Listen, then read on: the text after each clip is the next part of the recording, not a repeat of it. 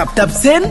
mooy application bi tax nga mën a yónnee ak jot xaalis bitim réew ba Sénégal li ci neex mooy 2 € dong ngay fay ca bitim réew ak lu xaalis bi mën a toll soo nekkee Canada États-Unis wala Angleterre doo fay dara yomb na te gaaw na ci saa si nga jot message bi sa téléphone ay yow li neex na di alors lan ngay xaar mën nga télécharger application bi ci Play Store ou Apple Store ci saa si nga daal di mën a yónnee.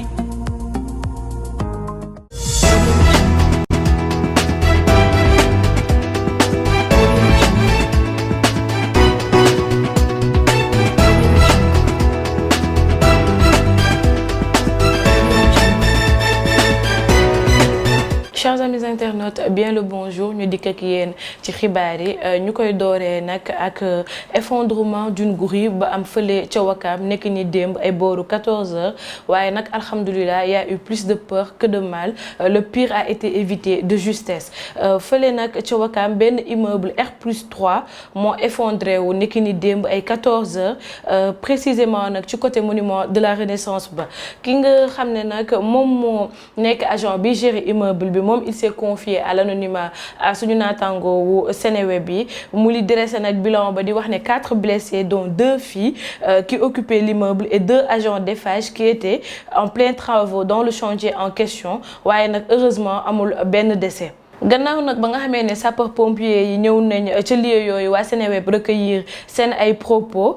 des représentants d'Eiffage qui se sont dépêchés nag sur les lieux pour s'enquérir de la situation waaye nag ñoom dañoo refuser prononcé wu ci drame boobu noonu la. Chambre d'accusation Cheikh Bara Ndiaye édifié ce mardi moom nag Cheikh Bara Ndiaye il a été édifié sur son sort nekki ni démb mardi l'appel du parquet contre l'ordonnance de mise en liberté provisoire du chroniqueur moom nag il sera évoqué à l'audience de la chambre d'accusation de la cour d'appel loolu daal kii di avocat am di maître Moussa Sarr daal di confier à nos confrères de Seneweb waaye nag ñu ngi ñuy xamal aussi que ne Cheikh Bara Ndiaye a été réadmis en réanimation et il refuse tout soin depuis démb nekki ni mardi d'après la même source. Oignon le prix du kilogramme moom nag jóge na ci 1200 jàll ci 1000 francs am na nag une légère baisse boo xam ne noté nañ ko ci biir semaine bi gannaaw bu ñu gisee ne am na cargaison wu oignon bu bëri bu dugg ci réew mi ñuy wax nag que ne aujourd'hui le prix de l'oignon connaît une légère baisse à la semaine passée le prix du kilogramme d'oignon est passé de 1200 à 1000 francs mais c'est toujours cher loolu daal la kii di Ibrahima Sow confié moom nag di ab commerçant bu ñu rencontré fële ca marché Gueule Tapée ba muy wax ne moi je suis grossiste te moom li muy jaayee saagu 25 kilogrammes bi mooy 19 500 le kilogramme à 900 francs contre 1000 francs la semaine passée muy wax ne bu leen ci ministre du commerce mënoon a gën a jàppale ñoom ñu jël waaye nag yemu ca ndax mi ngi wax ne il faut davantage ñu ouvrir lii di exportation bi pour que nag le prix puisse baisser parce que c'est très difficile pour ñëpp loolu daal la Mor wax tandis qu'un autre commerçant moom sous le couvert de l'anonymat mi ngi wax que ni le principal problème nag bu soble boobu noonee est en aucun prix et qu'aucun prix n'a été homologué par l'autorité tout dépend nag nee na du marchandage avec le client pour se mettre d'accord sur un prix moo di daal ku ne njëg ba mu la neex rek moom ngay jaayee waaye nag li waral li nga xam ne moo di soble boobu noonu di varier ci marché boo dem wala boutiquier boo dem moo di nag autorités yi dañoo waroon fixer ab prix boo xam ne ñëpp moom la ñuy jaayee. Présidentielle 2024 Yewwi Askan Wi réclame une autorité impartiale pour organiser li nga xam ne moo di scrutin bi ñoom nag gannaaw bi ñu nekkee face à la presse démb ci lundi bi ñi ngi wax ne les députés de Yewwi Askan Wi ont évoqué la question de la transparence du vote. Ils réclament une autorité impartiale pour la tenue d'élections libres, transparentes et inclusives. ñuy xamle tamit ainsi ñi ngi estimer ki nga xam ne moo di le ministre de l'Intérieur di Antoine Félix Diome ne ko il ne peut pas organiser ces élections on doit le changer ñoom nag dañuy exiger li nga xam ne moo di les parlementaires waaye yemuñu ca ndax ñi ngi wax ne aujourd'hui on nous interdit de nous prononcer des mots comme une résistance la lutte cependant nous allons continuer encore et encore à crier pour li nga xam ne moo di les libertés démocratiques pour kii di Ousmane Sonko reste et restera le candidat unique loolu daal la kii di le président du groupe parlementaire de Yewwi Askan Wi moom la déclaré ci conférence de presse boobu noonu waaye nag dans la foulée kii di Ahmed Aïdara di maire Guédiawaye moom nag di membre dite de la coalition moom mi ngi déplorer lii di l'interdiction perpétuelle de li nga xam ne moo di seen ay rassemblement wala sax ay points de presse par l'autorité ñuy xam ne ni nag lii di le siège du PRP a été barricadé lu tolloog 1 mois mu nekk nag loo xam ne ñoom ñu ngi koy ñaaw lu bëri muy wax ne nag d'ailleurs mi ngi ñaan ki nga xam ne moo di à la gendarmerie de payer le loyer du siège de ki nga xam ne moo di Déthié Fall sur un autre registre muy wax nag le groupe parlementaire de ñi nga xam ne ñoo di Yewwi Askan Wi ñi ngi renseigné avoir effectué une visite fële ca Fass Boye pour présenter nag li nga xam ne moo di seeni njaal ci gone yi nga xam ne dañ foo ñàkk seen bakken ñi doon dem ci gaal yi waaye nag nee nañ ñoom il n'encourage pas li nga xam ne moo di l'immigration clandestine cependant nag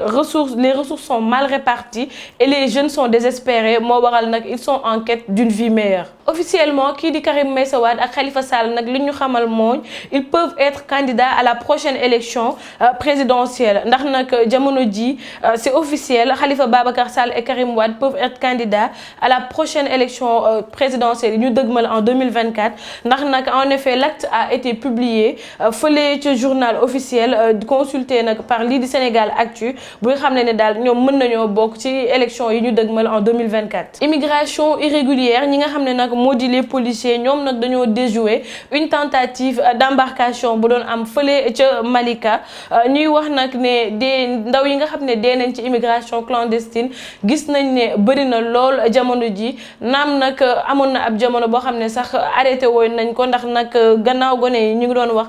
dem Barcelone wala li nga xam ne moo di Barsac waaye nag dafa mujjee takarnaasi waat fii ci suñu réew ñoom nag ñi nga xam ne tout est parti nag lorsque kenn ci seen ay libier dafa jot ab renseignement bu koy xamal ne nag dafa am une présence d'une centaine de jeunes fële ca plage yu Malika entre Malika et Apixi ñoo xam ne nag dañ doon apprêté wu pour embarquer pour jël gaal gi dem fële ñuy wax di Espagne.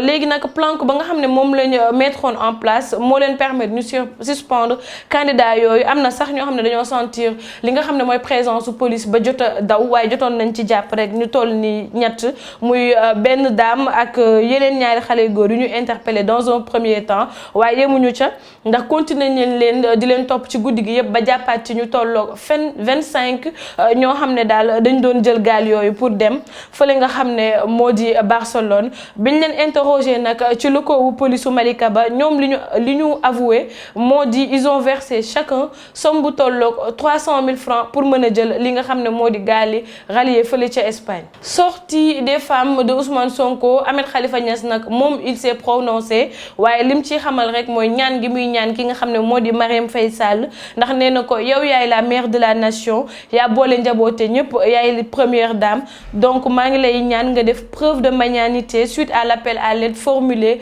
par ñi nga xam ne ñoo di ay soxnaay Ousmane Sonko waaye nag yemu cax ndax nee na ko am na ay événements yu dangereux yoo xam ne visé woon na la paix sociale ñu installé nag ci dëkk bi ab terreur boo xam ne ñëpp tiit nañ des dizaines voire des centaines de Sénégalais ont eu à perdre seen ay oto ñii seen ay boutiques ñii ñàkk seen ay magasins quelquefois ñii ñàkk seen intégrité physique am na ñoo xam ne nag ñàkk nañ ci li nga xam ne moo di seen bakken waaye nag moom nee na loolu noonu yëpp mu doon nag ay ñaawteef yoo xam ne moom ñaawlu na ko ndax tout cela est regrettable à mettre sous la responsabilité de ceux qui l'ont déclenché le mot-clé était maintenant que je détiens li nga xam ne nag moo di la boîte d'allumettes moo di yor naa allumette rek tay ma taal dëkk bi loolu la Ousmane Sonko nag doon wéyandi doon def ndax à chaque fois mu doon woote ndaw ñi pour ñu wàcc ci li nga xam ne moo di terrain bi jàmmaarloo ak lii di force de l'ordre waaye mi moom yemu ca ndax ajouté na ni toutefois nous ne cherchons pas à tirer sur une ambulance encore moins sur un corbillard nous sommes sûrs que la demande publique de ñi nga xam ne mooy ñaari jabaru Ousmane Sonko yi def nañ ko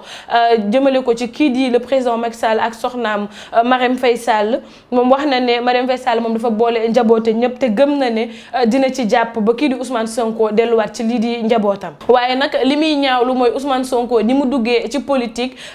jaaree ko nag ci li nga xam ne moo di l'islam ba pare tey moom mi doon tere nit ñi di grève de la faim moom ba mu demee muy def loo xam ne bu ca deewee ne dafa xaru. candidat Benno Bokk Yaakaar manque d'unité à l'APR moom daal la ki nga xam ne moo di Djibril War xamle ndax nee na nag moom mi di directeur de l'école du parti APR di maître Djibril War moom nag dafa aborder fële ca quotidien le choix et la floraison des candidats de lii di Benno Bokk Yaakaar mi ngi wax ne la lenteur est liée à la désignation du candidat et aussi à l'ambiance au sein du parti social sans langue de bois moom mi ngi xam ne nag depuis bi nga xamee ne ñoom waa APR dañoo jël li nga xam ne moo di pouvoir bi beaucoup ji ñi nga xam ne ñoo di seen ay responsable di góor di jigéen di ay militants de li nga xam ne moo di APR yi fa jiitu ñoom nag dañoo am ay comportement yoo xam ne moom ñaawlu na ko trop muy manque d'humilité, ego démesuré, manque de générosité à l'endroit de ñi nga xam ne moo di leurs vieux camarades ñi leen doon jàppale ba ñu jot a falu moom daal nee na ñi nga xam ne ñoo jiitoon APR ba ñu xasee ba falu ñoom dañoo mujjee beew faleetuñu kenn ba ñi nga xam ne ñoo leen jàppale woon au début nee nañ nag duñu tontu li nga xam ne moo di appelu nit ñi et ne reçoivent même plus seen nitu démb yi nga xam ne xamoon nañ leen pour la plupart muy wax ne ce à quoi nous assistons aujourd'hui nag n'est que le résultat de comportement yi nga xam ne ñoo xam ne ñoo jiitu ca APR am nañ ko jamono ji muy ajouter que nag le président kii di Macky Sall moom dafa yàgg ñaawlu comportement bi nga xam ne ñi nekk ci APR jamono ji moom la ñu yor muy wax ne nag waaye le paradoxe moo di que ni ceux qui sont venus après ñi ñëw après bii li nga xam ne moo di APR ñoom ñoo gën a accueillant ñoo gën a serviable ils sont beaucoup plus réceptifs te ñi nga xam ne ñoo sosoon APR ànd ak kii di président Macky Sall ba muy falu en 2012 muy wax ne nag moom ci humble avis comme nous n'avions pas manqué de le rappeler lors de cette rencontre beaucoup de personnes aussi compétentes auraient bien pu poser li nga xam ne moo di candidature pour les élections présidentielles yu ñu dëgmal en 2024 ndax nee na en quoi candidat yi nga xam ne ñoom lañ désigné jamono ji ñu nekkoon en entretien ak kii nga xam ne moo di le président Moustapha Niasse yan argument la ñu am pour mën a convaincre que ni ñoom la ñu war a jël de plus que les autres muy wax ne rek pourquoi pas ñoom ci boppam moom mii di Djibril War wala sax kii nga xam ne moo di Abdou Karim Fofana wala Doudou Ka wala kii di Mamadou Talla di l'ancien ministre Omar Gueye wala le président du groupe Omar Youm ñoom aussi am nañ ay compétences te valeureux nañ pour mën a utu kii di président Macky Sall aux élections 2024 mi ngi xam le ni nag lii di la triste réalité et l'attitude de beaucoup de responsables de l'APR moo di nag moom ñoom à l'égard de li nga xam ne ñoo di les militants ak les populations démunies joxuñu leen dara loo xam ne daal ñoom mën nañ cee sentir seen bopp sénégalais yi bëgg nañ kii di président Macky Sall waaye ñoom ñooñu jiitu fële ca APR ñoom ñooñu yàq lépp loo xam ne président Macky Sall mosoon na koo defar ci réew mi ba yàq digganteem ak ñi nga xam ne ñoo di sénégalais yi waaye yemu ca ndax nee na bu ñu bëggee gagné li nga xam ne moo di élection yi nañ duggaat ci population bi jéem a saafonte waat ak ñoom ndax looloo leen taxoon a perdre élection yi ñu génn ba tey ci affaire maman Koundoul nag gannaaw buñ ko xamee ci jamono yi ñu génn mu nekkoon gone gu jigéen googu ñu waxoon ne nag dafa nekkoon en état de grossesse très avancé ba tollu woon sax ci weeram ñu ne woon nag dañ koo kidnappé ba mu ñëwee ne policier na ne moom wasin na doom bu jigéen waaye lii di ravisseurs yi dañoo jël doom jo yóbbu ko bañ ko yóbboo nag dans leurs locaux interroger ko maman avoué ne loolu noonu yëpp dara amu ci ki nga xam ne nag moo àndoon nag moom ci affaire yooyu noonu di wele moom nag la mu expliquer histoire bi pour mu gën a leer ci nopp ñii di policiers yi ak nopp sénégalais yi moo di maman nag li ko dugal ci loolu mooy dafa bëggoon a divorcer moom daal loolu la xamee ci fële ca l'Observateur léegi nag pour obtenir le divorce moom nag ca la jël formanté plan boobu noonu mu am nag plan A bi échoué mu si la jëlee plan B bi mooy kidnapping bi muy wax ne nag au départ ñoom li ñu bëggoon mooy accuser ki nga xam ne moo di jëkkëru maman di Omar Koundoul d'adultère et le forcer de régulier ki nga xam ne moo di jabaram mu fase ko ci loolu maman Koundoul nag moom moo chargé kii di wele mooy xale bu jigéen ba pour mu accepter de courtiser doxaan kii di jëkkëru maman et pour mu remettre ko somme bu tolloog 30 000 francs pour ce service funeste moom daal loolu la fay kii di wele mu engagé nag kii di o ndaw et versé ko somme 15 000 francs mais nag après avoir encaissé li nga xam ne moo di xaalis ba kooku nag mujj la def li ko maman santoon ci la maman nag échafaudé lii di plan B ba wax ne dañ koo kidnappé te dara du ci dëgg. présidentielle 2024 kii di Macky Sall moom nag mi ngi lancé Karim Wade ak Khalifa Sall ndax nag li ñuy wax sauf retournement de situation Khalifa Sall et Karim Wade devraient prendre part à la présidentielle du 25 février prochain. ñuy wax nag ne adopté par l'Assemblée nationale la loi bi nga xam ne moom moo leen réhabilité a été promulguée par le président Macky Sall. Il s'agit du texte 2023-13 portant nag li nga xam ne moo di révision de la constitution. Libération nag ñoom joxe nañ ci ay informations di indiquer ne loolu nag il a été publié au journal officiel. Le chef de l'État a également promulgué la loi 2023-14 muy modifiant la 65-66 du 21 juillet 1965 portant nag lii di code de procédure pénale bi texte boobu nag institut moo di le pôle judiciaire financier du PGF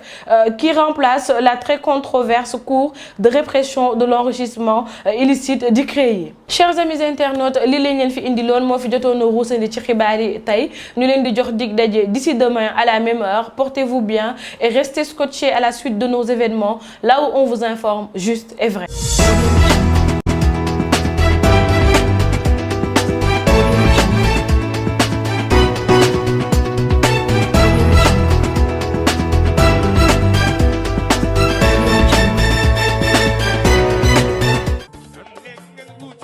Hello guys, une bonne nouvelle avec TapTapSend, une nouvelle application sûre et rapide. Envoyez de l'argent partout à travers le monde, que ce soit l'Europe ou les États-Unis, avec TapTapSend. Utilisez le code promo TANGE26 et gagnez 10 € sur chaque transfert. Téléchargez l'application sur Apple Store ou Play Store. Avec TapTapSend, tout est révolu.